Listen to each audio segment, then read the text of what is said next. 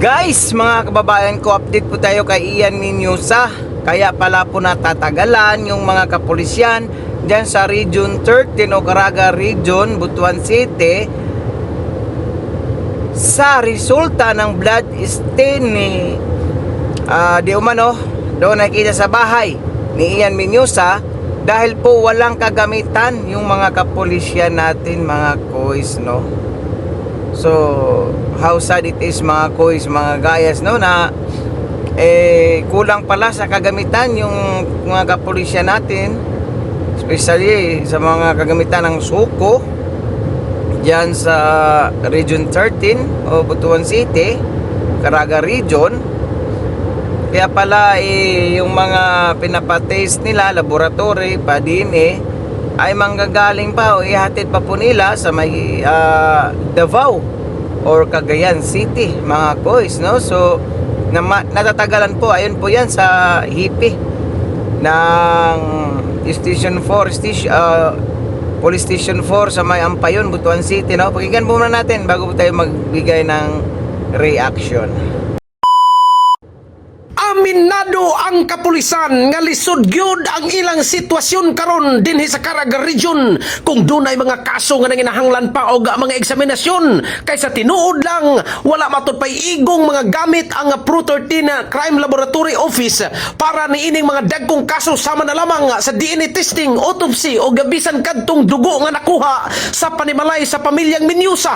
Wala pa gyud matud pa ang resulta kung unsa to, dugo ba to sa tao o dugo sa sigbin, kay wala pagid gihapon matud pa kitay gamit pang testing ni adto.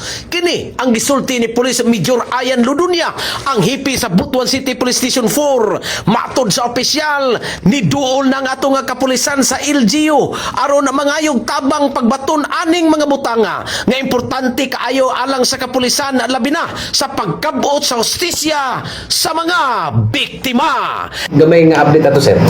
Sa pagkakaroon, sir, no, tungod lagi kay daghan og na ay mga kakulangon ang atong mga gamit diri sa forensic unit or sa suko diri sa Region 13 na napaabot na magyud hinuon po ni siya sa kuan, sir, sa LGU gyud kay mismo ang taga suko miduol na sila. Ang sa magud ka makapadugay, sir, atong dagan sa atong investigation kaning kakulangan sa atong gamit, sir, diri sa atong kuan diri sa Region 13 adto pa magud tag Davao, adto pa tag Cagayan de Oro. So sa pagkakaroon, sir, gipaabot gyapon nato ang kuan, sir, no, giabot nato ang result gyud sa kuan. So kung last tinula pa dai wa di gamit ato diri, sir. Wala, sir, tay kuan diri, sir, sa kuan sa Caraga, sir. So identify atong sa DNA gipaabot pa pud nato to. So mo yung tag makakuwanta na, no, sa region na to. Oo, sir, dinuol na sila, sir, sa kuan, dinuol na sila sa LGU, sir, nagpatabang sila kay naku jud kay ni siya natabang gyud ta, sir, para natin ngayon nani mga sensational case nga kinahanglan gyud nato matatagan ng action dayon.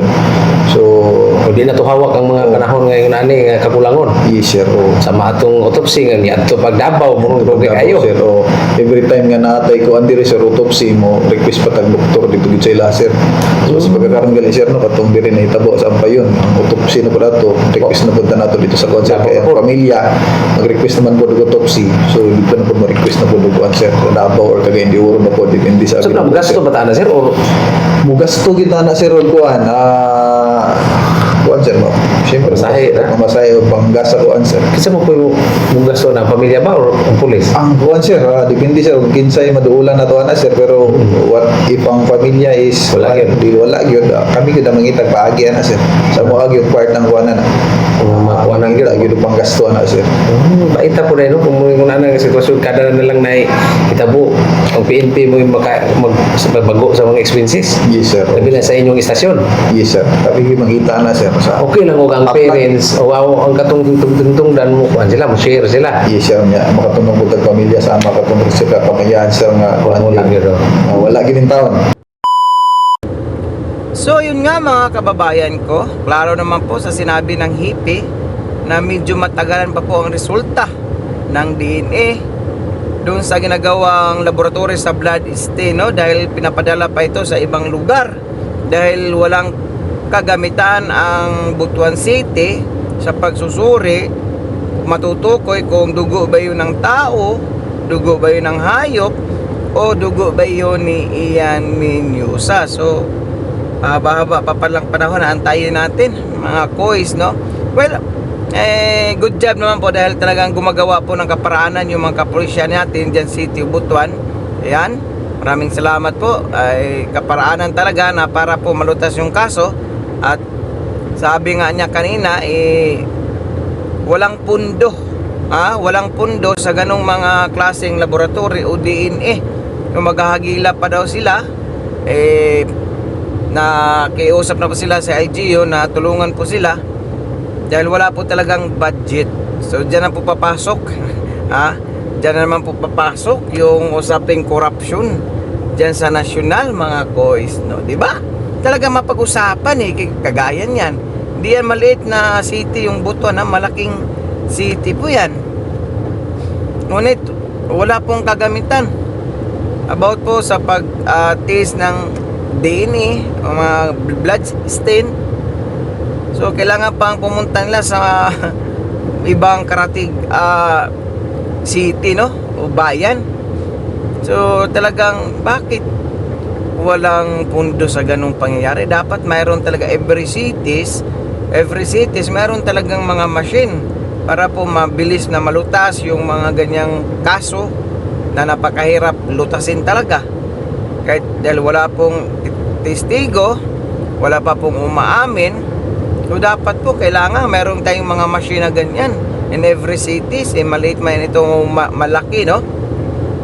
So yung sanang mga pinagnanakaw sa nasyonal, yung pera na billion, trillion dyan sa flood control scandal na yan, kung napunta lang pala siguro sa tama, I think sigurado 100%, 100% na mayroon pong kagamitan yung City of Butuan, especially sa mga kapulisyan, suko, sa mga ganong mga aparatos para mapabilis po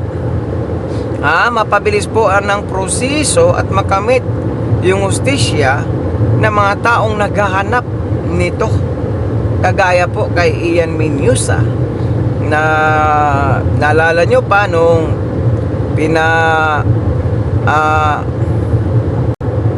autopsy yung katawan, ay pinadala pa po ng suko yung kumuha po yung suko ng mediko o doktor doon sa Davao papunta dyan sa Butuan, tapos dinala yung sample doon sa Davao. Ganun po katagal, mga kuis, dahil nga po walang aparatos po. So talagang may sisi din natin yung corruption na nagaganap dyan sa national government, mga kuis, mga guys, no? Dahil napakalaking halaga noon, kung nasa tama yun, talagang marami na sigurong mabilis na nalutas yung mga ganyang kaso ngayon, mga kuis, no? So abang-abang lang po tayo siguro, mga kuis, na darating yung resulta. Saan kaya pinagawa? I think siguro sure na sa Davao pa rin yung pinagawa yung DNA test, no, or laboratory test doon sa blood stains na nakita doon sa bahay ni Ma'am Welma Minyusa. So asahan po nating tatagal pa ito, mga kois, no, dahil sa aminado naman po yung kapulisyan dyan sa City of Butuan na kakulangan ng kagamitan. Hindi rin natin masisisi yung mga kapulisyan dahil nagtatrabaho lang po yung mga yan. Dapat kasi ang magpundo niyan yung nasyonal, nangagaling sa nasyonal. Pero wala nakukurap yung malaking pira sa kaba ng gobyerno, yung taxes ng taong bayan. Kaya sa ganitong mga pangyayari, matatagalan, mahirapan talaga. Diba? Kasi marami talagang nag-aabang ng hustisya ni Ian Minyusa. So good job pa rin sa mga kapulisyan natin dyan City of Butuan na talagang gumagawa ng kaparaanan kahit na gagastos na sila sa sarili ng bulsa. At sana tulungan din sa LGU, Local Government Unit, na sa gastusin sa pagpapadi-DNA, pagpapala laboratory. At maganda na rin siguro na hingi na talaga ng budget, na i-prioritize sa budget ng mga kapulisan yung ganun mga aparatos o mga machine para mapabilis yung kaso, matukoy agad yung mga suspect, no? Kasi kawawa eh. Kawawa yung taong bayan pag medyo matagalan yung hustisya. Yung mga kaanak, kawawa. Yung mga nag-aantay, mga magulang. Komento po na yung mga opinion o reaction sa comment section ng ating video. So for now, I'm done. God bless all. Peace. Bye-bye. Ingat po kayo lahat, guys. Our hearts beat to the city streets. We began to feel the fire. We rise like